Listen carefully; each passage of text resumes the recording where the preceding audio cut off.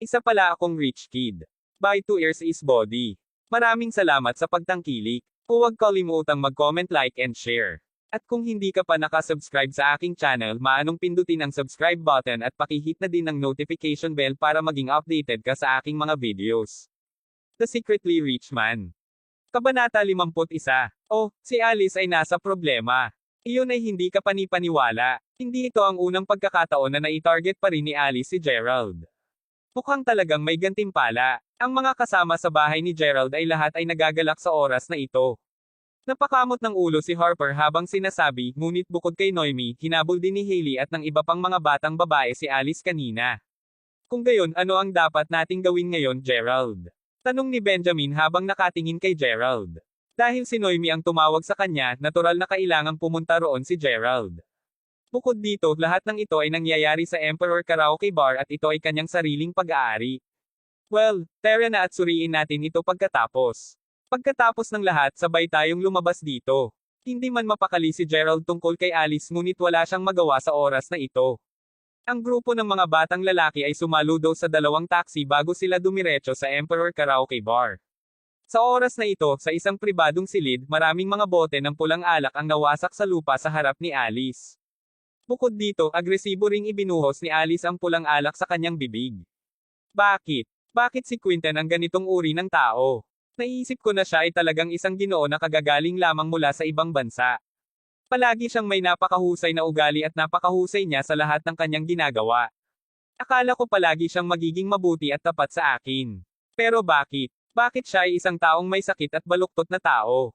Glug. Glug. Tinaas ni Alice ang kanyang ulo bago kumuha ng kaunting red wine bago niya binasag sa lupa kaagad ang bote ng red wine. Alice, tigilan mo na ang pagbabasag ng mga bote ng alak. Nag-order ka na ng lahat ng pinakamahal na pulang alak. Wala kaming sapat na pera upang mabayaran ang lahat ng ito. Mabilis na inilipat ni Naomi, Hailey at Jack Ellen ang lahat ng natitirang hindi nabuksan na bote ng pulang alak mula kay Alice. Ang kaganapan ngayon ay nag-iwan ng malaking epekto kay Alice at dahil na-broadcast ito sa publiko, pakiramdam ni Alice pinahiya talaga siya at hindi na niya ito matiis. Iyon ang dahilan kung bakit pinili niya na pumunta sa Emperor Karaoke Bar upang lasingin ang kanyang sarili. Siya ay nahulog sa pag-ibig sa Quinten dito at nais niyang kalimutan siya dito. Iyon din ang dahilan kung bakit nagpasya siyang mag-order ng pinakamahal na kahon ng pulang alak ng sabay-sabay. Matapos kumuha ng ilang paghigop, bubbles again na lamang niya ang bote ng alak. Hahaha. Ang site na ito ay pagmamay-ari ng kasintahan kong si Quinten. Hanggat binibigkas ng aking kasintahan, pabayaan lang kami ng boss ng Emperor Karaoke Bar. Kaya paano kung masira ko ang ilang bote ng alak? Sino ang nagsasabi na hindi ko magawa ito? Talagang hindi makapaniwala si Alice na ang kanyang unang kasintahan ay magiging isang kalokohan. Hindi siya naniwala. Sa makatuwid, gusto talaga niyang maglasing at kalimutan ang lahat ng nangyari ngayon. Naomi, sa palagay mo dapat ba nating tawagan si Quinten ngayon? Ang pulang alak na ito ay nagkakahalaga ng higit sa $3,000 sa isang bote. Nasira na ni Alice ang 4 na bote at wala kaming sapat na pera upang mabayaran ang lahat ng mga bote at pinsala na ito. Oo, tawagan ang aking kasintahan upang makita mo kung gaano siya kamangha-mangha. Pabirong sigaw ni Alice, sa oras na ito, ang pintuan ng pribadong silid ay itinulak at mabilis na naglakad sina Gerald at Harper papasok sa silid. Bahagyang nagulat si Gerald nang makita ang gulo sa sahig. Tila ba talagang nabaliw ang babaeng ito nang siya ay nagalit? Gerald, nandito ka. Nagmamadaling lumapit si Noemi kay Gerald. Nag-aalala talaga siya at hindi niya alam ang gagawin. Hahaha. Pumunta ka ba rito upang pagtawanan ako o pagtawanan ako? Bago pa man makapagsalita si Gerald, si Alice na nakaupo sa sofa ay malamig din ang titig sa kanya habang tinanong siya nito. Oo, dapat nandito ka para pagtawanan ako. Gerald, alam kong galit ka sa akin sa patuloy na pag-target at pang-aapi sa iyo. Ngayon na nasa ganitong sitwasyon ako, dapat ikaw ang pinakamasayang tao sa mundo, tama ba? Alice, talagang may malalim kang hindi pagkakaunawaan tungkol kay Gerald. Ako ang tumawag sa kanya. Sinabi ko sa kanya na may nangyari sa iyo at nasa problema ka, at agad siyang sumugod dito. Nagmamadaling paliwanag ni Noemi. Oo, nagmamadali siyang pumunta dito dahil gusto niya akong lokohin. Gustong-gusto na umalis ni Gerald at kung wala si Noemi, umalis sana siya nang walang pag-aatubili man lang. Sa oras na ito, biglang may nagtulak ng pagbukas ng pinto. Narinig ng isa sa mga security guard ang kaguluhan at agad siyang pumasok sa silid. Ano ang nangyayari dito? Tanong ng security guard habang nakatingin sa kanila na may malamig na ekspresyon sa mukha. Ang higit pa sa isang pagkakataon ay ang security guard na ito ay ang eksaktong parehong security guard na nakasalubong nila noong nakaraang insidente. Maaaring makilala ni Alice na siya ay pareho ng security guard at sinabi niya, "Sino ka para itanong sa akin ang katanungang iyon? Umalis ka dito. Gusto kong tawagan mo ang iyong boss dito ngayon." Si Alice ay totoong kumikilos bilang isang baliw na tao sa ngayon. Hahaha. Gusto mo bang tawagan ko ang boss ko dito? Tanong ng security guard habang nakatingin sa mga basag na bote ng alak sa lupa. Pagkatapos nito, uminis siya bago niya sinabi, "Sige nga, maaaring maging isang magandang ideya para sa akin na tawagan ang aking boss. Pagkatapos ng lahat, nagdudulot ka ng maraming pinsala sa aming silid. Walang maraming mga tao na talagang maglakas loob na kumilos tulad nito dito." Hindi mapigilan ng security guard na pakiramdam na ang pangkat ng mga tao na ito ay sadyang lumilikha ng gulo. Mas mabuti pang tawagan mo ang boss mo ngayon o baka mawala ka rin sa trabaho kung hindi. Alam mo ba kung sino ang batang babae na ito? Siya ang kasintahan ni Quinton Ziegler. Ang pamilya Ziegler ay nagmamay-ari ng Grand Marshal Restaurant sa Mayberry Commercial Street. May kailangan pa ba akong ipaliwanag sa iyo? Natakot si Jack Ellen na magbayad sila para sa mga pinsala at bote ng red wine. Sa makatuwid, mabilis niyang dinala si Quinton nang hindi man lamang isinasaalang-alang ang damdamin ni Alice. Hindi inaasahan, ang malamig na ekspresyon ng security guard ay sinabi niya, "Oo, kilala ko ang pamilyang Ziegler at alam ko na nakakuha sila ng mga karapatang patakbuhin ang Grand Marshal Restaurant, ngunit ano ang kaugnayan sa akin? Talaga bang naiisip mo na maaari kang pumunta sa Emperor Karaoke Bar at magdulot ng gulo dahil lamang sa kaibigan mo ang pamilya Ziegler? Wala silang kumpara kay Brother Flynn." Talagang hindi inaasahan ni Jack Ellen na ang security ay hindi maaalma kahit na pinalabas niya ang pangalan ni Quinton.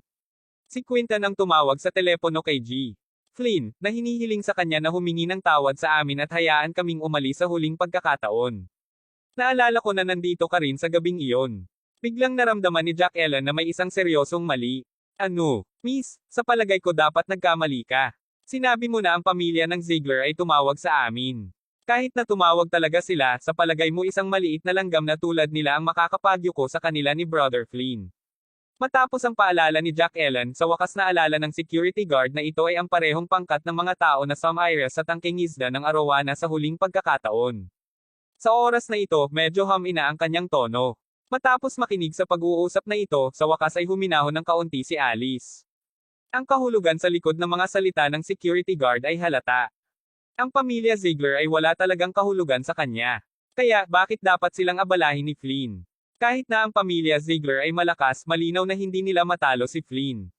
Paano nila maluluhod si Flynn? Mga representante, sa palagay ko dapat nagkamali ka. Hayaan mong sabihin ko sa iyo ang totoo. Ang dahilan kung bakit nagpa siya si Brother Flynn na palayain kayong lahat noong isang araw ay dahil nakatanggap siya ng isang tawag sa telepono mula sa aming misteryosong boss. Wala itong kinalaman sa pamilya Ziegler, hahaha. Misteryo boss. Tanong ni Alice habang humihinga ng malalim. Tila parang napagkamalan siyang buong panahon. Pumayag pa nga siyang maging kasintahan ni Quinton dahil naantig siya at labis na naantig sa ginawa niya para sa kanya. Hindi. Paano ito magiging totoo? Agad na inilabas ni Alice ang kanyang cellphone bago siya tumawag kay Quinton. Kailangan niyang maghintay na mahabang oras bago tuluyang kunin ni Quinton ang telepono.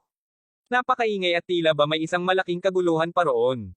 "Alice, nagkamali ako. Alam kong mali ako. Patawarin mo ako. Quinton, mayroong isang bagay na gusto kong tanungin sa iyo. Hindi mo ba hiniling sa iyong ama na tawagan si G.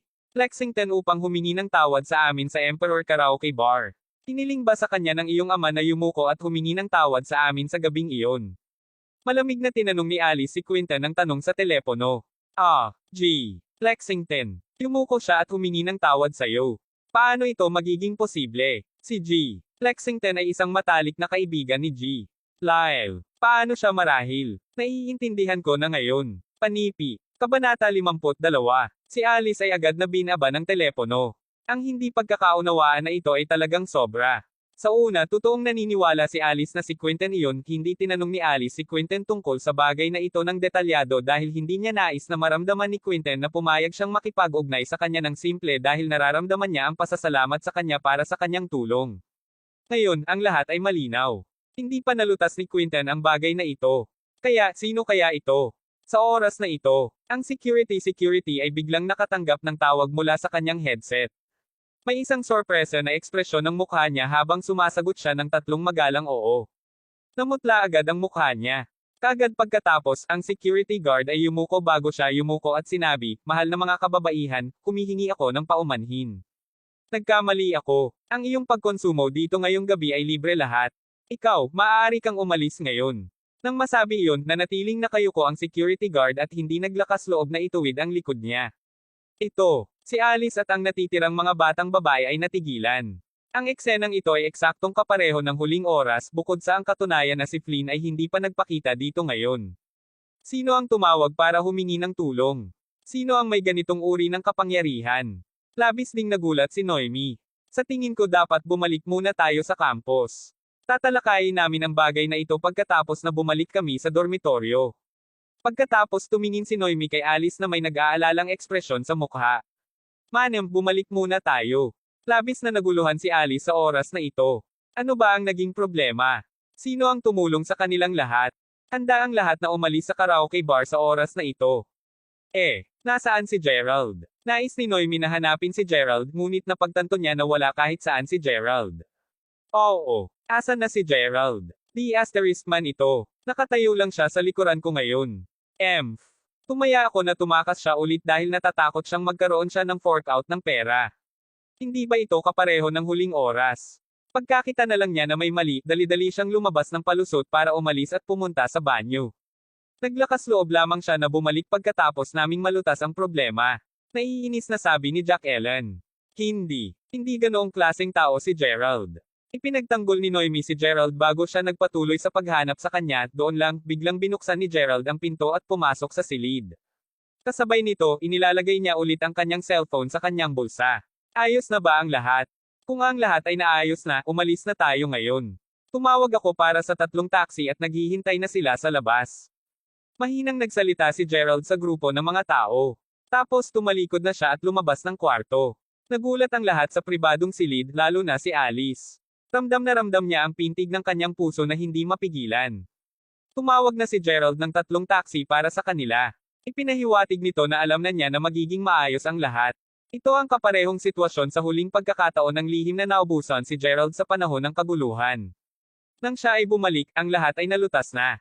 Ito ba ay isang pagkakataon lamang? Maaaring ang taong tumawag para humingi ng tulong ay walang iba kundi si Gerald. Paano ito magiging posible? Gerald, huminto ka dyan. Sabihin mo sa amin ang totoo ngayon. Tinabol ka agad ni Alice si Gerald. Sa oras na ito, mayroon ng 3 mga taxi na naghihintay para sa kanila sa labas ng karaoke bar. Tumakbo si Alice papunta kay Gerald habang humihingi siya ng mga sagot. Ang katotohanan? Tanong ni Gerald. Labis siyang nabigo sa Alice at alam niya na imposible para sa kanilang dalawa na maging magkaibigan sa puntong ito. Kaya, bakit siya parating manloloko sa kanya? Tinatanong ko kung ikaw ang tumawag sa telepono at humiling ng tulong. Ikaw ba yun? Labis ang kaba ni Alice sa oras na ito. Ito ay sapagkat naramdaman niya na parang konektado ang lahat. Mula sa mamahaling $55,000 na Hermes bag hanggang sa eksklusibong paanyaya sa Manor, inaanyayahan si Gerald na umupo kasama si Aiden at ang natitirang pangkat, at ang pag-uugali din ng security guard sa Emperor Karaoke Bar ngayon pa lang. Tila umiikot ang lahat kay Gerald. Talaga bang nakuha ni Gerald ang lahat ng mga pabor na iyon dahil lamang sa nailigtas niya ang anak na babae ni Zack? Ano man, hindi ba magkakaroon ng isang oras kung kailan ang bayad ay ganap ng mabayaran? Takot na takot si Alice. Natatakot siya na napupuot siya sa isang mayaman at makapangyarihan sa lahat. Hindi niya alam kung paano harapin ang mga kahihinatnan noon. Ikaw ba iyon? Nag-aalalang tanong ni Alice. Kung inaasahan mong ako ito, kung gayon ako. Kung inaasahan mong hindi ako iyon, hindi ako iyon. Hahaha, walang pakialam na sagot ni Gerald bago siya tumalikod at sumakay sa isa sa mga taxi. Samantala, si Jack Ellen at ang natitirang mga batang babae ay nagkataong narinig din ang pag-uusap nina Alice at Gerald at lahat sila ay nabigla. Ay nako, posible bang ang lahat ng ito ay dahil kay Gerald? Hindi ba siya isang mahirap lamang? Naluluha si Alice sa oras na ito dahil hindi niya alam kung ano pa ang iisipin. Sa wakas, hinailan ni Jack Ellen, Naomi, at ng iba pang mga batang babae si Alice sa taxi. Alice, okay ka lang ba?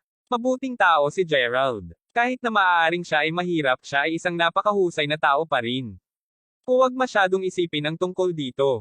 Kinumbinsi ni Noemi si Alice nang walang magawa. Hindi ako masyadong nag-iisip. Biglang itinaas ni Alice ang kanyang ulo habang nakatingin kay Naomi at Jack Ellen.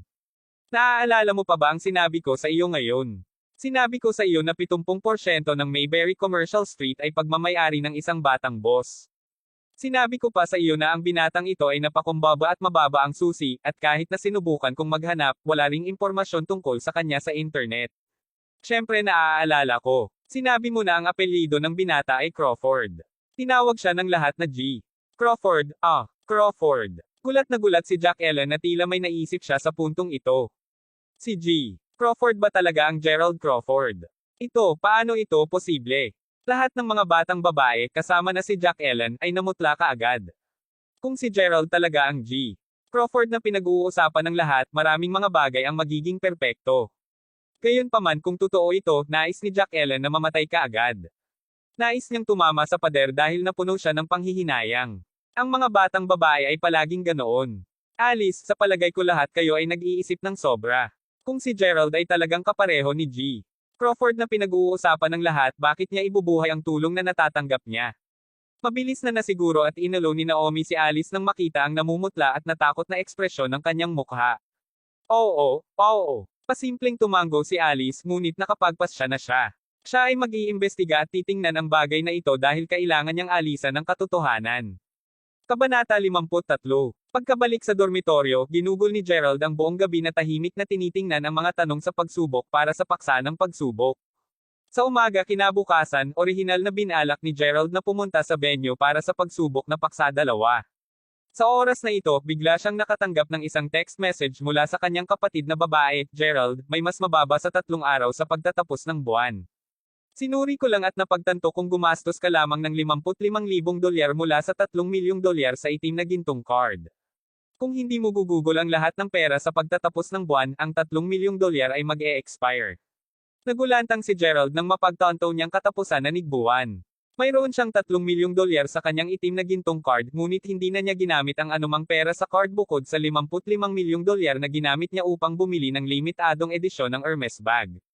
Ayon sa kanyang kapatid na babae, kung hindi niya gagamitin ang pera, ang $3 milyong ay mawawala ng bisa at masayang. Hindi, kailangan niyang gastusin ang kabuuan ng $3 milyong. Labis na pagkabalisa ang naramdaman ni Gerald nang mapagtanto niyang malapit na ang deadline para sa $3 milyong. Tikas na may ideya si Gerald tungkol sa kung ano ang gusto niyang gastusin sa pera. Nais niyang bilhin ang isa sa kanyang mga paboritong bagay sa mundo.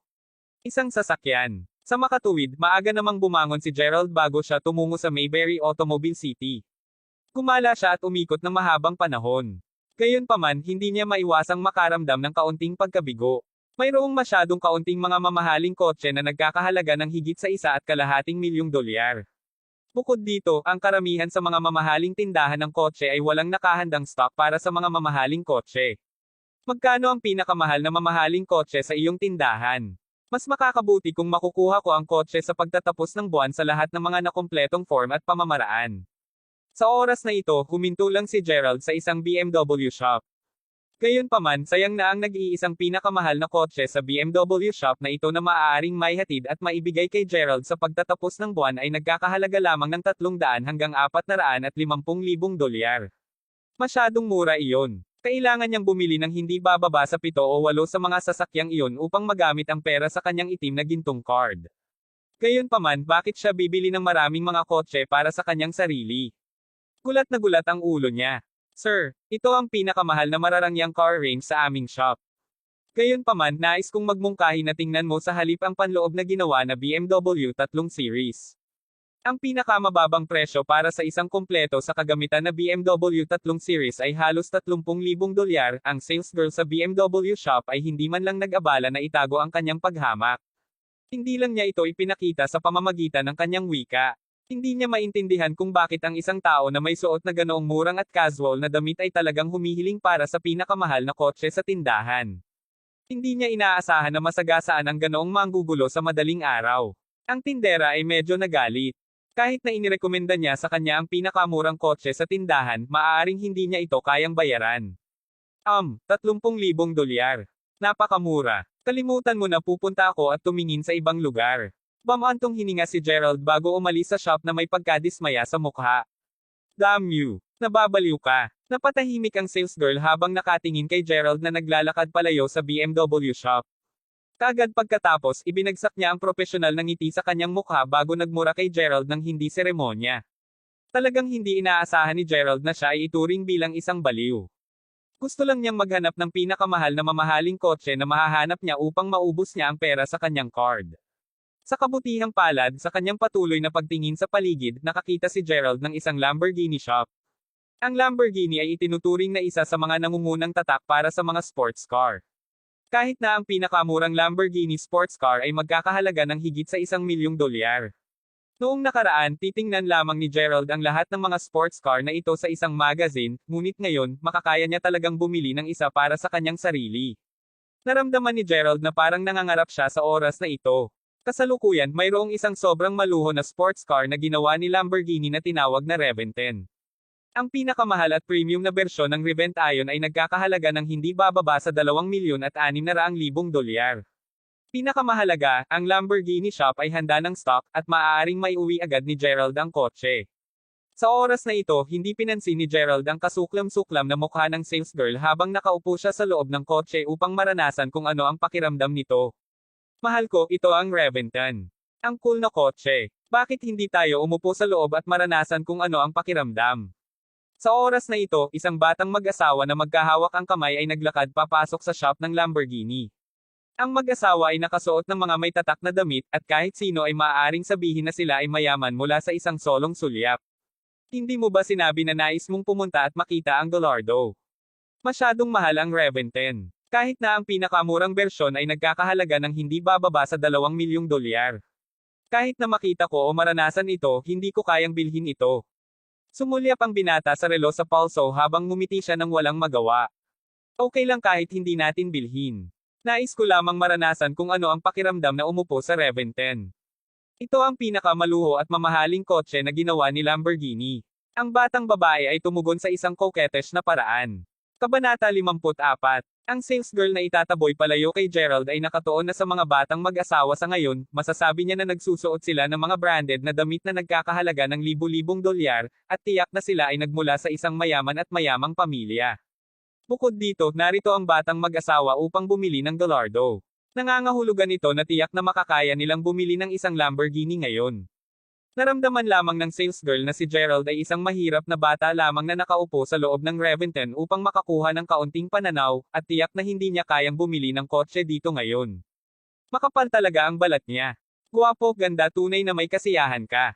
Ang pangalan ko ay Vanessa. Paano kita matutulungan? Magalang na tanong ni Vanessa. Nako, orihinal kaming nagpunta dito dahil nais naming kunin ang Lamborghini Gallardo para sa isang test drive. Gayunpaman, nakita ng aking kasintahan ang Reven 10 at nais na subukang itulak ang Reven 10 sa halip. Kung hindi mo alintana, nais naming magbayad para sa deposito ng test drive, sagot ng binata habang nakangiti siya. Oo, syempre maaari mo itong dalhin para sa isang test drive. Tulad ng para sa deposito ng test drive, hindi mo kailangang mag-alala tungkol dito. I will waive it just for you. Kung tutuusin, ang batang mag-asawang ito ay talagang mukhang narito sila upang bumili ng kotse ngayon. Ang sales girl ay maaaring sabihin sa isang solong sulyap na ang relo sa palso ng binata ay nagkakahalaga ng higit sa $15,000. Mabilis na tumawa si Vanessa sa oras na ito. Ngunit parang may customer sa sasakyan. Sagot ng binata na may mapait na ngiti sa labi. Ipagpaumanhin niyo po, Ginoo. Ang lalaking iyon ay hindi isang customer. Hihilingin ko sa kanya na bumaba kaagad sa sasakyan. Alam ng sales girl na kailangan niyang timbangin ang mga kalamangan at kahinaan ngayon. Hangga't mahusay niyang pinaglingkuran ang batang mag-asawang ito, malamang na mapunta sila sa pagbili ng Gallardo, na naibenta sa halagang $450,000. Hindi bababasa sila ay magtatapos sa pagbili ng isang ordinaryong Lamborghini. Anumang bagay ay magiging mas mahusay kaysa sa pag-aaksaya ng kanyang mahalagang oras sa kakulangan na ito. Patawarin mo ako, Ginoo. Kung hindi mo bibilhin ang kotseng ito, mangyaring bumaba ka agad sa kotse. Binuksan ni Vanessa ang pinto ng kotse at kinausap si Gerald sa sobrang lamig ng tono. Sa oras na ito, pinag-aaralan pa rin ni Gerald ang loob ng kotse. Gayunpaman, ang order ng pagpapaalis ay naibigay na. Hindi ko sinabi na hindi ko bibilhin ito. Tinitingnan ko lang muna ito. Talagang nagustuhan ni Gerald ang kotse at nais na tingnan ang bawat detalye nito. Mukha ba akong nagmamalasakit kung bibilhin mo ang kotse o hindi? Tandang padamdam kudlit. Sa pagsulyap ni Vanessa kay Gerald at sa pananamit niya, hindi niya talaga maintindihan kung paano talaga siya magkaroon ng lakas ng loob na pumasok sa isang Lamborghini shop upang tingnan lamang ang mga kotse. Kahit na talagang nais niyang tumingin sa mga kotse, dapat lamang siyang pumunta sa isang ordinaryong BMW shop, gayunpaman, dahil si Gerald ay nasa Lamborghini shop na, siya ay itinuturing na isang customer, at si Vanessa ay hindi maaaring maging masungit o masama sa kanya. Oh Diyos ko! Bakit ang isang taong tulad nito ay tumingin sa paligid sa isang Lamborghini shop? Nararamdaman ko agad na parang ang mababangarang sports car na ito ay napakababang grade at murang ngayon. Nipatakip ng babaeng nasa braso ng binata ang kanyang bibig ng kanyang kamay habang nagtatakang bulalas nito. Kapwa sila ay nasa napakahusay na kalagayan kanina dahil naramdaman nila na ang mga tao na maaaring makapasok sa isang Lamborghini shop ay pawang mayayaman at makapangyarihang figure sa Mayberry City, tulad ng kanilang sarili. Kahit na hindi sila magkakilala, magkakaintindihan sila at unti-unting magkakaibigan, gayunpaman, hindi nila inaasahan na makita ang isang tulad ni Gerald sa kotse matapos buksan ni Vanessa ang pinto ng kotse. Ang batang mag-asawa ay biglang nabigo. Ito ay lalo na para sa dalaga, at hindi man lang niya inabala na itago ang hitsura ng paghamak sa kanyang mukha. Oo, Miss Vanessa, ang iyong Lamborghini shop ay talagang napakahinahon sa mga customer nito. Bakit mo hinayaan ang isang tulad nito sa iyong tindahan? Naiisip mong pinayagan mo pa rin siyang umupo sa pinakamarangyang Reventen. Labis ang pagkabigla ng binata at hindi man lang siya nag-abala na tumingin pa kay Gerald. Ito ay dahil naramdaman niya na si Gerald ay hindi mula sa parehong klase at katayuan sa kanya, bukod dito, medyo may galit din siyang nararamdaman. Naramdaman niya na nawawalan siya ng mukha sa harap ng kanyang kasintahan dahil ang isang kakulangan na tulad ni Gerald ay nakaupo sa isang marangyang kotse tulad ng Reventen. Ang dahilan kung bakit dinala niya ang kanyang kasintahan sa Lamborghini shop ngayon ay para lamang siya makapagpamalas. Hindi mapigilan ni Vanessa na makaramdam ng kaunting pagkabalisa nang marinig ang mga salita ng binata. Sa oras na ito, nakatingin pa rin si Gerald sa loob ng kotse, at sinusuri niya ang smart console. Lumabas ka ng kotse ngayon. Sigaw ni Vanessa habang inaabot ang kamay at hinawakan si Gerald sa kwelyo nito. Nais niyang hilahin palabas ng kotse si Gerald. Kabanata 55. Nais talagang makuha ni Vanessa ang transaksyon sa negosyo mula sa batang mag-asawa, sa makatuwid, hindi niya namamalayan na gumamit ng kaunting sobrang lakas. Hindi inaasahan ni Gerald na si Vanessa ay maging masungit at magaspang sa kanya. Sa oras na ito, aksidenteng nabunggol niya ang ulo sa kotse, at napakasakit nito. Kung tatanggi kang lumabas ng sasakyan, tatawag ako para sa seguridad kaagad. Sigaw ni Vanessa habang nakasimangot. Lumabas ng sasakyan si Gerald habang nakahawak siya sa ulo niya. Di asterisk man ito. Talagang hindi niya inaasahan na mahihila siya palabas ng kotse ng babaeng ito nang pinagmamasdan niya pa rin ang loob ng kotse. Pumunta ako dito upang bumili ng kotse kaya bakit hindi ko ito tingnan? To be honest, hawak ni Gerald ang galit niya noon. Bumili ka ng sasakyan. Anong uri ng kotse sa palagay mo makakaya mong bilhin mula sa aming tindahan? Pinayagan lang kita na pumasok upang tingnan ang mga kotse, ngunit sa palagay mo ay kabilang ka talaga ngayon. Napakamasungit at malamig si Vanessa kay Gerald sa pagtatangka na aliwin ang batang mag-asawa na nakatayo sa likuran niya sa oras na ito. Ang kaguluhan ay nakakuha ng pansin ng maraming mga nanunood sa paligid ng automobile shop. Gayunpaman, ang batang mag-asawa ay hindi tapos na magreklamo. Asawa, yamang ang dukha na iyon ay nakaupo sa loob ng isang Lamborghini, ayoko nang bumili ng isang Lamborghini. Ito ay isang pagkabigo. Ang dalaga ay nagpatuloy sa pagdaragdag ng gasolina sa apoy. Ang Reventen ay tiyak na hindi isang kotse na kayang bilhin nila, gayunpaman, sapat din ito kung makakaya nilang bilhin ang Gallardo. Sa katunayan, naramdaman ng babae na nakakahiya kung hindi niya naranasan at subukan ang pagsubok sa sikat na marangyang kotse na ito para sa kanyang sarili. Pagkatapos ng lahat ay may walang kabuluhang panig sa kanilang sarili. Hindi mahalaga kung sila ay mayaman o mahirap, tila na hindi nila maiisip ang kanilang kamangha-mangha kung hindi nila minaliit ang iba. Bahagyang yumuko si Vanessa sa harap ng binata at babae. Paumanhin, hahawakan ko kaagad ang bagay na ito. Totoong pinagsisisihan niya na pinapayagan ang matitipid na iyon na makapasok sa kanilang Lamborghini shop. Nang lumingon si Vanessa ay napagtanto niyang umalis na si Gerald. Gayunpaman, hindi siya naglalakad papunta sa pintuan, sa halip, diretso siyang patungo sa silid ng manager. Iyon ang silid ng manager. Ano ang sinusubukan mong gawin? Bumalik ka rito. Sigaw ni Vanessa habang tinatapakan ng galit ang mga paa. Ano ang gusto niya? Una, sinubukan niyang magdulot ng kaguluhan dito, at pagkatapos lumikha ng isang serye ng mga problema, ang pangunahing problema ay ang kanyang sarili. Ngayon, natitiyak ni Vanessa na pupunta si Gerald sa tanggapan ng manager upang iulat siya. Sa ilalim ng presyon mula sa customer, tiyak na sisisihin siya ni manager sa nagdulot ng labis na kaguluhan. Gayon din, magiging kakilakilabot kung hindi niya maisil ang pakikitungo sa mag-asawang ito ngayon. Gayunpaman, huli na para sa kanya na habulin si Gerald ngayon. Sa oras na ito, naglakad na si Gerald papasok sa opisina ng manager. Miss Vanessa, huwag kang mag-alala. Siguradong bibili kami ngayon ng Gallardo. Kahit na talagang iulat ka ng lalaking iyon, may paraan ako upang matiyak na hindi ka parusahan ng manager mo. Napangisi ang binata habang nagsasalita. Salamat sir. Mabilis na yumuko si Vanessa upang ipahayag ang kanyang pasasalamat. Kasabay nito, hinihimas pa rin ni Gerald ang sumasakit na ulo habang papasok sa loob ng opisina ng manager. Mayroong isang nasa edad na lalaki na maingat na pinag-aaralan at sinusuri ang ulat ng mga benta sa taon sa tanggapan sa oras na iyon. Bahagya siyang natigilan nang makita si Gerald na naglalakad papasok sa kanyang opisina. Pagkatapos nito, tumayo siya kaagad.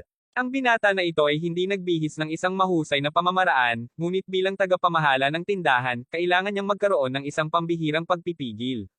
Bukod dito, hindi maiwasang mapansin ng nasa katanghali ang lalaki ang talas ng mga mata ng binata. Sa makatuwid, hindi siya naglakas loob na maging labis na walang kabuluhan. Sir, ano ang maaari kong gawin para sa iyo? Pumunta ako dito upang bumili ng kotse, ngunit tumanggi ang sales girl mo na tingnan ako sa loob ng kotse. Gumamit pa siya ng karahasan sa akin. Ito ba ang ugali ng serbisyo na mayroon ang mga empleyado ng iyong shop? Diretsong humarap si Gerald sa manager. Upang maging matapat pagkatapos ng pagpindot sa isang pader pagkatapos ng iba pang ngayon, si Gerald ay nagsisimulang makakuha ng isang medyo naiinip. Lalo siyang nalungkot at napahiya nang madrag siya ng sales girl ng kotse ng lakas. Pinakamahalaga, kailangan niyang bumili ng kotse ngayon. Ganoon ba? Sir, maaari bang malaman ko kung aling kotse ang iyong interes? Ang nasa katanghaliang gulang na lalaki ay nasa edad na at may karanasan, at masasabi niya sa isang sulyap na ang isang tao na bihis ng gaanong casual ay karaniwang hindi makakayang bumili ng isang Lamborghini. Sa makatuwid, ito ay normal at walang labas sa karaniwan kung ang tindera ay hinamak at minamaliit siya. Sa makatuwid, ipinalagay ng manager na narito lamang si Gerald upang gumawa ng isang ulat dahil nais niyang isave ang mukha. Iyon ang dahilan kung bakit kaagad tinanong ng manager si Gerald kung aling kotse ang gusto niya. Ang Reventon sports car na nagkakahalaga ng $2,600,000. Magaan na sagot ni Gerald. Hahaha. Sir, ang kotseng iyon. Panipi. Kabanata 56. Smack. Bago pa natapos ng katanghali ang lalaki ang kanyang pangungusap, inilagay agad ni Gerald ang kanyang itim na gintong card sa mesa. Pagkuha nito, tiningnan ng mabuti ng manager ang itim na gintong card at nagbago kaagad ang ekspresyon ng kanyang mukha. Malinaw na alam niya ang tungkol sa itim na gintong card. Iilan lamang sa mga tao sa mundong ito ang maaaring kayang pagmamayari ng card na ito. Mayroong karaniwang isang balanse ng humigit kumulang na $3,000,000 sa itim na gintong card. Hindi ba higit pa sa sapat iyon para mabili ko ang Reventon? Casual na tanong ni Gerald. Oo, natural na higit pa sa sapat na pera. Gayunpaman kahit na siya ay tumutugon sa tanong ni Gerald, ang may edad na manager ay medyo may pag-aalinlangan pa rin sa ngayon. Hindi mahalaga kung paano niya ito tignan, ang taong nakatayo sa harapan niya ay hindi mukhang ang may-ari ng itim na gintong card na ito. Maaari ba niyang kunin ang card na ito? Kaagad pagkatapos nito, ipinakita ng lalaking nasa edad ang isang paumanhin ng ngiti kay Gerald. Pagkatapos binuksan niya kaagad ang isang aparato bago isinalin dito ang itim na gintong card. Sa isang iglap, isang hanay ng mga mensahe ang lumitaw sa kanyang computer. Ano ang iyong pangalan, Ginoo? Kaaya-aya at magalang na tinanong ng nasa katanghali ang tagapamahala. Gerald Crawford. Ginoo. Crawford, humihingi ako ng paumanhin para sa sobrang pagiging mapagmataas kanina. Patawarin mo ako sa aking pag-uugali. Kaagad na magsalita siya, naglakad-lakad sa paligid ng mesa si Gerald bago yumuko ng harapan sa kanya. Ang pangalan ko ay Wilson at buong puso kong paglilingkuran, G. Crawford. Sumabog na si Wilson sa malamig na pawis matapos kumpirmahin ang may-ari ng itim na gintong card at ang pagkakakilanlan ni Gerald. Ang binata na nakatayo sa harapan niya ay talagang may-ari ng gintong itim na card kahit na bihis ang suot niya. Dapat siyang magmula sa isang napakamayaman at makapangyarihang pamilya. Ito ay isang kotse lamang na nagkakahalaga ng halos $2,250,000. Alam ni Wilson na bilang may-ari ng itim na gintong card tiyak na makakayang bumili si Gerald ng kotse na nagkakahalaga ng $15 milyong kung gugustuhin niya.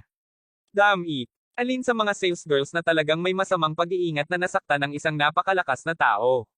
Tandang padamdam panipi. Nais kong ayusin ang lahat ng mga dokumento at pamamaraan kaagad dahil balak kong dalhin sa bahay ang Reventon na ito ngayon. Salamat sa problema, Manager Wilson. Magalang na kinausap ni Gerald si Wilson dahil nakita niyang medyo maganda ang ugali ng manager.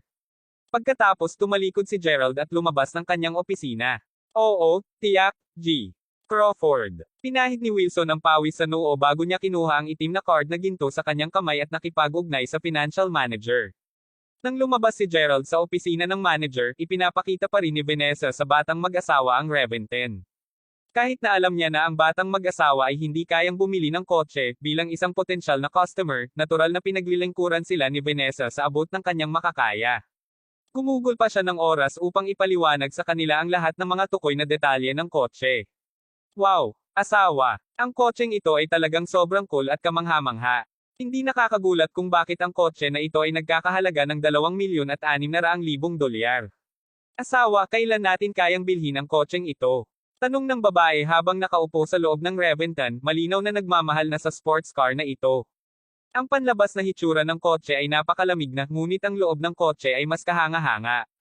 Ito ay ganap na automatiko, matalino at mayroon itong lahat ng mga nangungunang mga setting ng karangyan na itinakda dito. Hindi mapigilan ng babae na mapasigaw sa tuwa. Bueno, hihintayin mo akong magmana ng lahat ng pag-aari ng aking pamilya mula sa aking ama. Sagot ng binata na may isang nakangiting ngiti sa kanyang mukha. Wala akong pakialam, asawa. Gayunpaman, nais kong pagmamayari ang sports car na ito balang araw. Asawa, tingnan mo. Naruroon ang taong walang halaga na iyon upang tumingin muli sa sports car. Ang babae ay nagsimulang magreklamo sa isang coquettish at spoiled na pamamaraan.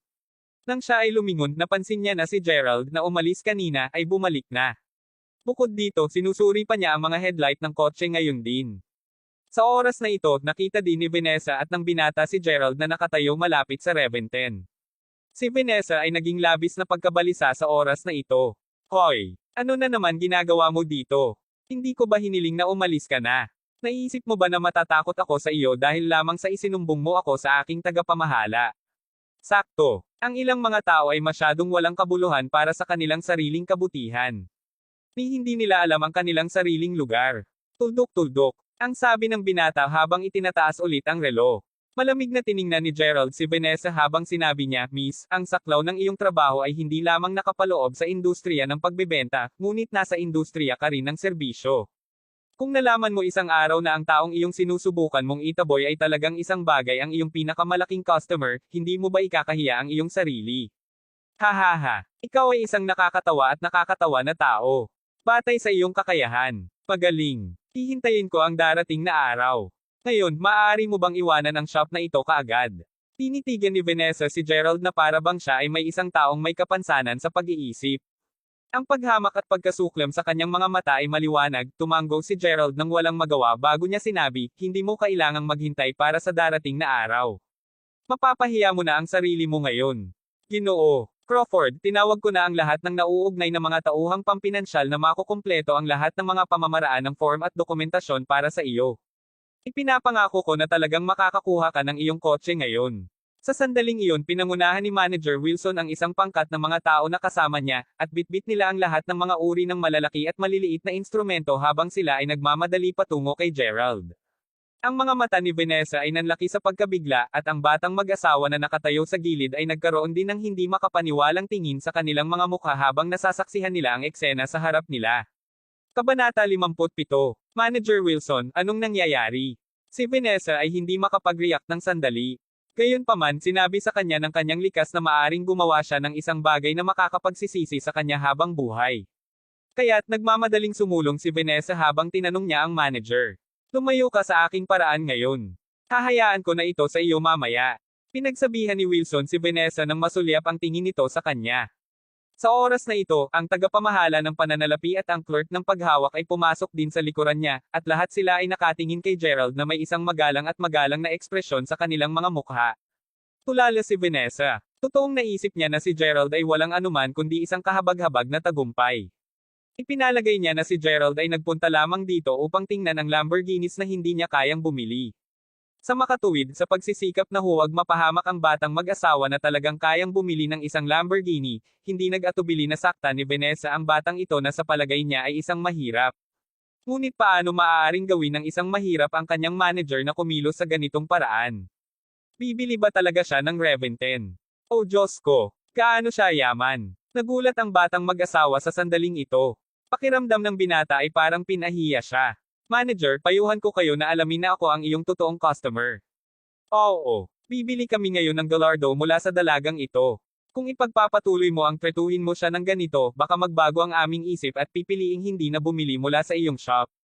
Sigaw din ng babae habang sinusubukan nitong magsalita para kay Vanessa. Wala akong pakialam kung nais mong bumili ng kotse sa amin o hindi. At ikaw, babae, sino ang nagpahintulot sa iyo na umupo sa loob ng Reventen? Nais kong umalis ka sa kotseng iyon ngayon din. Sa oras na ito, iniisip ni Wilson sa kanyang sarili na ang batang mag-asawang ito ay nobody's kumpara sa may-ari ng isang itim na gintong card. Nakaupo ang dalaga sa driver's seat sa loob ng Reventen habang sinusubukan niyang maranasan kung ano ang pakiramdam. Ako, namumutla ang kanyang pambabae na mukha nang marinig niya ang pagpapaalis sa utos ni Wilson. Umiti si Wilson bago siya tumingin kay Gerald at sinabing Mr. Crawford, tingnan mo. Susunod, alam ni Gerald na tinatanong niya kung maaari ba silang magsimula sa mga formalidad. Sa makatuwid, simpleng tumango lamang siya habang kinukuha ang itim na gintong card sa kanyang kamay, pagkatapos, itinuro ni Gerald ang itim na gintong card sa sensor sa kagamitan bago niya direktang na-input ang kanyang password. Ding! 2,700,000 dolyar ang na-credit. Agad na tumunog ang isang prompt ng system. Ano? Doon at doon lahat ng naruroon kasama ang lahat ng iba pang mga tao na nakatingin sa mga kotse sa Lamborghini shop ay nagulat. Ang kabataang ito ay gumastos lamang ng 2,700,000 dolyar upang bumili ng pinakamahal na mamahaling sports car na ginawa ng Lamborghini. Malupit. Sino ang binatang ito? Ang itsura at suot niya ay mukhang shabby. Akala ko dito lang siya napunta upang tumingin-tingin. Oh Diyos ko, sino ang aasahan na siya ang magiging tunay na deal sa halip? Mukha lang siyang estudyante sa kolehiyo. Sa palagay mo na panalunan niya ang lahat ng perang iyon mula sa loterya. Oh Diyos ko, gaano siya nanalo? Hindi dapat mas mababa sa 15,000,000 dolyar. Ay nako, iniisip ko kung may girlfriend na ang binata na iyon o wala. Kung hindi man, ipakikilala ko sa kanya ang aking kapatid. Panipi-panipi tuldok-tuldok-tuldok panipi. Nagkaroon ng kaunting kaguluhan sa Lamborghini shop sa oras na ito, at lahat ay nakatuon ang kanilang pansin kay Gerald. Ramdam ni Gerald na namumula ang mukha. Sa kabilang panig, napahiya ang batang mag-asawa na hindi nila alam kung ano ang gagawin o kung saan talaga itatago ang kanilang mga mukha. Ang kotseng binili lang ni Gerald ay madaling nagkakahalaga ng 6 na Gallardas. Sinubukan pa nilang paalisin si Gerald palabas ng Lamborghini shop hindi pa nakakaraan, at hindi mapigil ang makaramdam ng kaunting hiya habang iniisip nila ito. Madam, mangyaring gumawa ka ng paraan para sa akin. Gusto kong tingnan ulit ang loob ng aking sasakyan. Naglakad si Gerald papunta sa pintuan ng kotse habang pinagmamasdan ang dalagang walang tigil na lumabas sa sasakyan. Ako.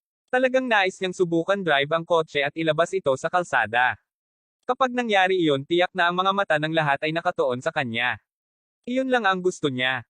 Ang atensyon at inggit ng bawat isa. Gayunpaman, kayang bilhin ng kanyang kasintahan ang isang Gallardo. Totoong namamatay siya sa inggit sa oras na ito. Mabilis na tumakbo ang dalaga mula sa Lamborghini shop dahil sa sobrang pakiramdam niya ay nahihiya siya. Naghihintay ang lahat para matapos si Gerald sa pag-inspeksyon sa kanyang sasakyan. Makalipas ang ilang sandali, natapos na rin si Gerald sa pagtingin sa loob ng kanyang sasakyan, at siya ay lumabas ng kotse. Kabanata 58. Sa oras na ito, tapos na rin si Wilson sa lahat ng mga dokumento sa pag-verify at paglilipat. Ginoo Crawford, ito ang iyong susi ng kotse at ang aking card ng negosyo. Mula ngayon, mangyaring huwag mag-atubiling magtanong sa akin para sa anumang bagay kung mayroon kang anumang mga espesyal na kahilingan. Kahit na wala itong kinalaman sa mga kotse, palagi kang maaaring humingi ng tulong sa akin. Magalang na sinabi ni Wilson, ito ay dahil mas malaki ang kahulugan sa kanya ni Gerald kaysa sa isang regular na customer na bumibili ng kotse. Alam niya na si Gerald ay nagmula sa isang napakamayaman at makapangyarihang pamilya. Naramdaman ni Wilson na hindi siya mawawala kung nakikilala niya si G.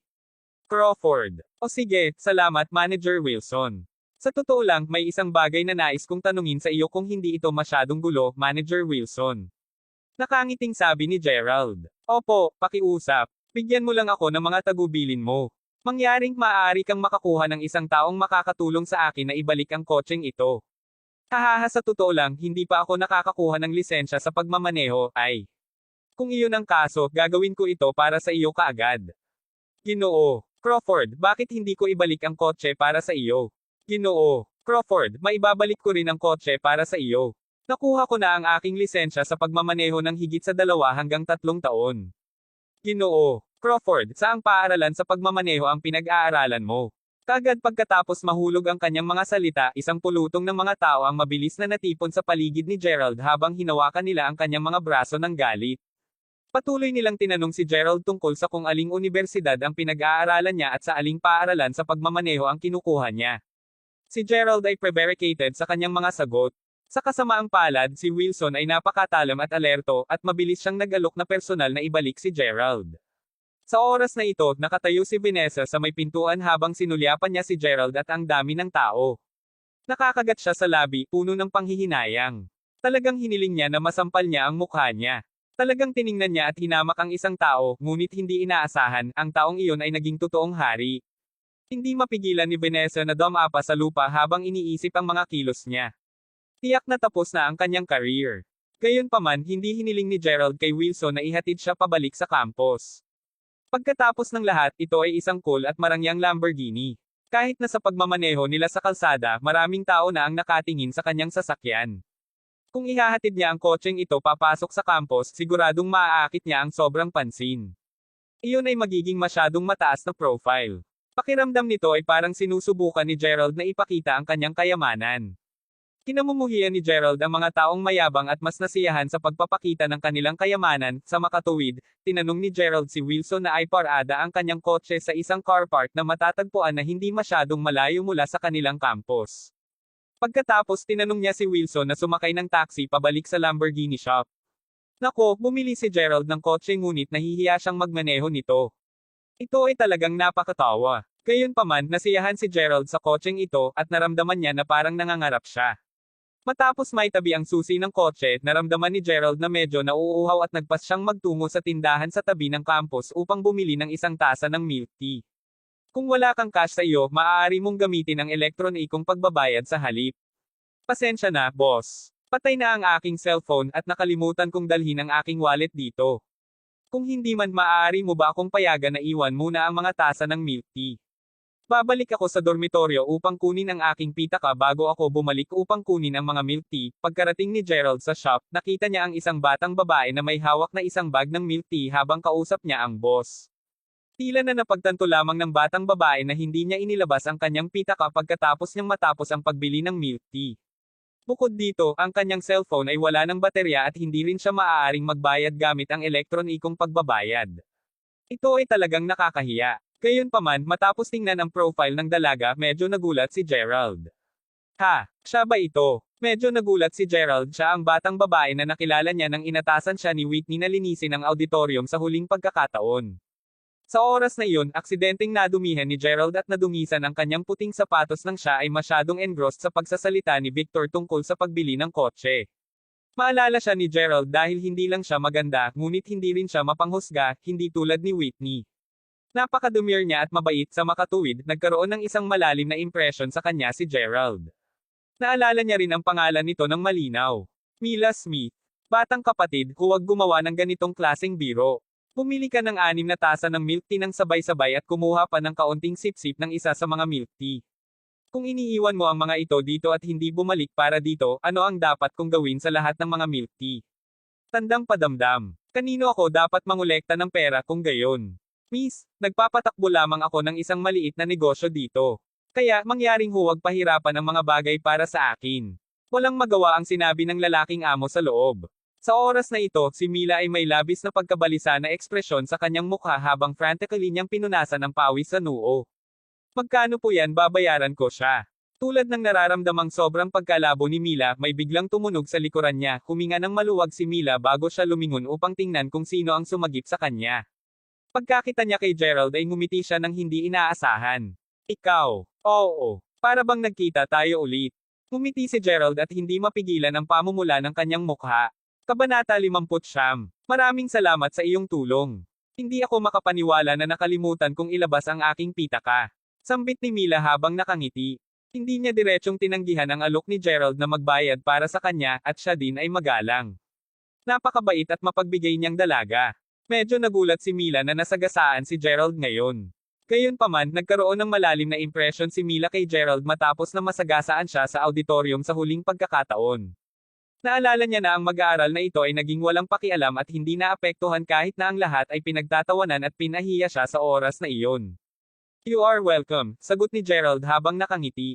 "Huwag kang mag-alala, ibabalik ko talaga sa iyo ang pera sa oras na makuha ko ang wallet ko. Nga pala, mayroon ka bang isang electronic wallet? Kung mayroon ka, maililipat ko ang pera sa iyo sa pamamagitan ng elektronikong pagbabayad ng direkta." Tuldok-tuldok. Oo. Hindi rin nagtulak pabalik-balik si Gerald. Kahit na ang batang babae na nauna sa kanya ay napakaganda at napakasaya pa rin ng pagpupulong. Bukod dito, wala siyang ugali ng pagbugbog sa paligid ng palumpong.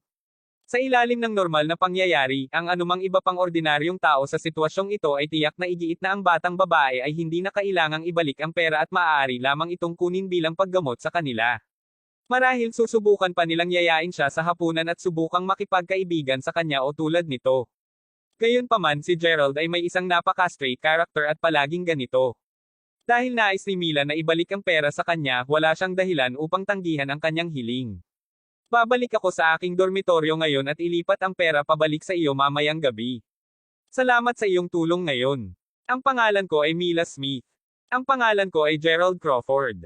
Sagot ni Gerald habang nakangiti. Pagkatapos nito, kumaway si Mila kay Gerald bago siya umalis ng nagmamadali. "Siya talaga ay napakaganda," ungol ni Gerald sa sarili habang nakatitig sa likuran niya. "Hoy! Kailan siya naging ganito koloko?" May isang mahinang ngiti sa kanyang mukha, lumingon si Gerald at kinuha ang kanyang milk tea bago siya nagpasyang maglakad patungo sa kanyang kotse at pahalagahan ito ng kaunti. Ito ang kauna-unahang pagkakataon na bumili siya ng kotse para sa kanyang sarili, at hindi niya kailanman pinapangarap na sana ay pagmamay-ari niya ang kotseng ito. Sa makatuwid, siya ay labis na nasasabik. "Wow! Halika at tingnan ito. Anong klaseng sasakyan ito? Diyos ko! Ito ay isang Lamborghini sports car. Sobrang astig talaga. Ang kotse na ito ay dapat na nagkakahalaga ng ilang milyong dolyar, tama ba? Ito ang Raven 10. Isa ito sa pinakamahal na mamahaling sports car ng Lamborghini. Ang presyo ay higit sa 2.5 milyong dolyar. Wow, siya ay dapat na isang napakapayaman na tao." Nang dumating si Gerald sa kanyang kotse, laking gulat niya nang makita na maraming tao na ang nakapalibot sa kanyang sasakyan sa oras na ito. Karamihan sa kanila ay mga babae, ngunit mayroon ding ilang mga lalaki doon.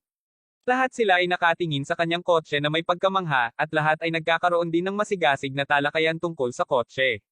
Marami sa mga batang babae ang labis na naaakit sa kotse, at ang kanilang mga mata ay nagningning habang nakatingin sa kotse. Wow! Ang cool na sports car na ito ay nagkakahalaga ng higit sa 2.5 milyong dolyar. Handa akong mamatay kung makaupo lamang ako sa kotseng ito ng ilang sandali. Hindi ko maiwasang magtaka kung aling mayaman ang nagmamay-ari ng kotseng ito. Mayroon bang isang mayamang tao sa Mayberry University?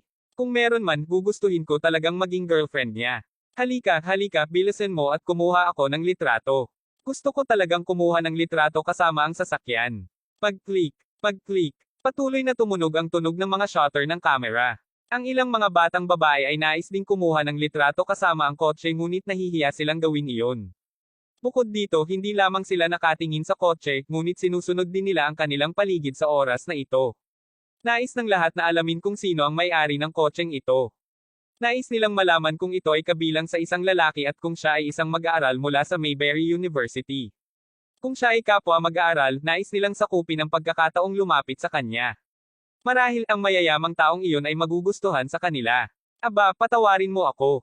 Can you let me pass?" Napakamot sa ulo si Gerald nang napagpasyahan niyang kagatin ang bala at diretso ang lakad papunta sa kotse niya.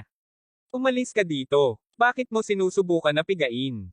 Sa hindi inaasahang pagkakataon, tinulak si Gerald ng isang napaka-frustrated na batang babae. Sa oras na ito, hindi mapigilan ni Gerald na maramdaman ang pagtaas ng galit sa kanyang puso. "Aba naman, hindi ka humingi ng pahintulot sa akin at naglakas loob ka na umupo sa tuktok ng aking sasakyan. Sino ka sa tingin mo? Tingnan mo ang taong ito. Siya ay tulad ng ***. Talagang papalapit siya upang kumuha ng litrato ng kotse. Hindi ba siya nakakadiri? Hahaha. Sa palagay ko sinusubukan niyang samantalahin ang sitwasyon sa ngayon. Malamang sinusubukan niyang maghanap ng isang babae dahil maraming mga magagandang batang babae dito.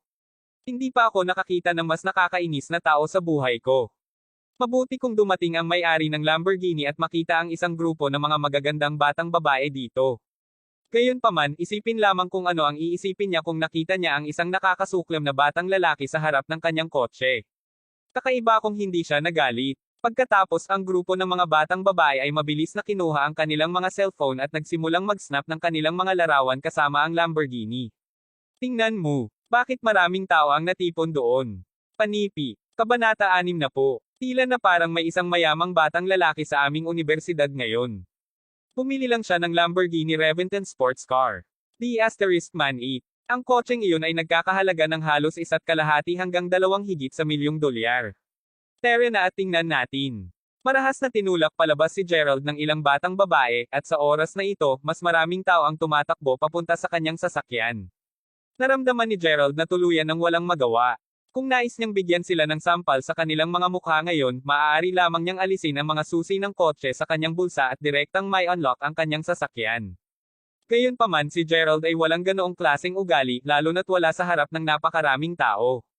Hindi inaasahan, ang pagpark ng kotse dito sa parkingen ng kotse ay may halos parehong epekto sa pagpapahinto ng kotse ng direkta sa harap ng pasukan ng universidad. Tumingin sa paligid niya si Gerald at nagpasyang maghintay pa siya hanggang sa tuluyan ng walang laman ang paradahan ng kotse bago niya ilipat ang kanyang sasakyan sa ibang lugar. Iyon lamang ang paraan. Nako, hindi mapigilan ni Gerald na mapabuntong hininga. Kaya't itinabi ni Gerald ang kanyang mga susi ng kotse bago siya tumalikod at umalis sa paradahan ng kotse. Matapos maglakad ng ilang hakbang, biglang tumunog ang kanyang cellphone. Ito ay isang tawag sa telepono mula sa isang kakaibang hindi kilalang numero. Sinagot agad ni Gerald ang tawag. Gerald, di ba? Nakalimutan kong ipaalam sa iyo kaninang umaga na pupunta ka sa North Playground ng 1:00 ng hapon upang magsanay ng paksa pangalawang. Ang isang boses ng isang babae ay mahinang tunog sa kabilang dulo ng linya. Nang matapos na siya sa pagsasalita, binabanan niya kaagad ang telepono. Kakailanganin niyang makuha ang paksa 1 sa susunod na araw kaya't hindi nakapagtataka kung bakit niya naisasabuhay ang paksa pangalawang ngayon. Ano man ang malamig at bastos na ugali ng tumatawag, nagmadali si Gerald sa North Playground dahil nais niyang makuha ang kanyang lisensya sa pagmamaneho sa lalong madaling panahon. Makalipas ang ilang sandali, sa wakas ay nakarating siya sa lokasyon. Nagsimula na ang pagsasanay sa larangan. Sa oras na ito, isang nagtuturo na nakasuot ng isang pares ng salaming pang-araw ay nagtuturo sa isang mag-aaral kung paano ay reverse ang isang kotse. Marahil ay may tungkol sa 11 tao na naghihintay sa linya sa oras na ito. Ito ay pinaghalong mga lalaki at babae, ang lahat ay nakatayo sa gilid habang pinapanood ang tagubili na gumagabay sa mag-aaral sa kung paano magmaneho at hawakan ng maayos ang kotse. Damn it! Si Gerald talaga. Seryoso ba siyang matututo kung paano magmaneho? Habang si Gerald ay naglalakad patungo sa karamihan ng mga tao, isang kapwa babaeng mag-aaral ang agad na nagtakip ng kanyang bibig sa pagtataka, isang hitsura ng hindi paniniwala ang nakapalit sa kanyang mukha. Hahaha. Kaya, ano ngayon? Sinabi ko na sa iyo na siya yun. Queen, talo ka sa pusta. Kailangan mong kumain ng hapunan kasama ko ngayong gabi. Sa oras na ito, isang batang lalaki ang ngumiti habang siya ay tuwang-tuwa na bulalas. Ay, hindi na mabilang. Hindi naman iyon binibilang. Sino ang mag-aakalang darating si Gerald at kumuha ng pagsubok sa pagmamaneho? Ito ay simpleng hindi masyadong lohikal. Nathaniel, sa palagay ko nakipagpusta ka lang sa akin dahil alam mo na nag-sign up si Gerald para sa araling ito sa pagmamaneho. Nagsinungaling ka sa akin. Agad namang gumanti ang batang babae na nagngangalang Queen. Ang bagay ay nakita nila ang pangalan ni Gerald sa listahan ng mga mag-aaral nang dumating sila para sa kanilang aralin sa pagmamaneho. Ang dalawa sa kanila ay naglagay ng pusta kung pareho ba itong Gerald mula sa kanilang departamento. Bilang isang resulta, pagkatapos ng mga kawani mula sa paaralan sa pagmamaneho ay tumawag sa telepono at hilingin kay Gerald na lumapit, nalaman nila na siya talaga iyon. Gulat na gulat sila. Sa totoo lang, hindi ganoon kapamilyar si Gerald sa dalawang mag-aaral na ito. Ilang beses niya lamang silang nakilala sa kanilang departamento. Bakit niya sila nakilala? Dahil lamang sa ang dalawang mag-aaral na ito ay bahagi rin ng unyon ng mag-aaral. Ang batang lalaki ay si Nathaniel Lawson, ang miyembro ng komite para sa disiplinaryong kagawaran, at ang isa pa ay si Queen Zager, ang miyembro ng komite para sa kagawaran ng kalusugan. Bilang isang mahirap na mag-aaral na tumatanggap ng mga subsidyo mula sa Union ng Mag-aaral, madalas na italaga ni Whitney kay Gerald na gawin ang lahat ng uri ng kakaibang paggawa para sa kanila. Sa makatuwid, natural lamang sa lahat ng nasa Union ng Mag-aaral na malaman ang lahat tungkol kay Gerald. Kung tutuusin, sino ang hindi maririnig ang tagumpay na ito mula sa kanilang kagawaran? Matapos makinig sa usapan sa pagitan ni Queen at Nathaniel, ang iba pang mga lalaki at babae na mag-aaral din sa universidad ay hindi mapigil ang mapatitig kay Gerald. Ang ilan sa mga lalaki ay tumawa pa ng mapanghamak. Kapatid Nathaniel, mahirap ba ito mula sa iyong kagawaran?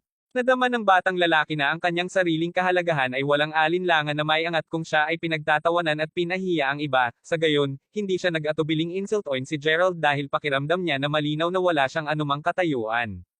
Kung gayon, bakit niya siya bibigyan ng anumang mukha? Oo, mahirap siya. Napakahirap na hindi mo maiisip kung paano ito. Hahaha. Sagot ni Nathaniel habang tumatawa paimpal na ngumuso si Gerald sa kanilang panunuya at panunuya na sinabi. Pagkatapos tumalikod siya at naglakad palayo na parang wala sina Nathaniel at Queen. Kung sa bagay, bakit kinailangan niyang kumagit kung kinagat siya ng aso? Nang mapagtanto niyang simpleng binabalewala sila ni Gerald, hindi mapigilan ni Nathaniel na makaramdam ng kaunting galit. Akmang aatakihin niya si Gerald, ang mag-aaral na nagsasanay sa loob ng kotse ay tapos na sa kanyang pagsasanay, at dahan-daang binuksan ang pintuan ng kotse. Sa oras na ito, isang puti at payat na palso ang nakalantad. Lahat ng mga batang lalaki at babae na naghihintay para sa kanilang pagliko kasama na si Gerald ay mabilis na lumingon upang tumingin patungo sa direksyon ng kotse. Tingnan, lahat. Lumalabas ang kagandahang iyan.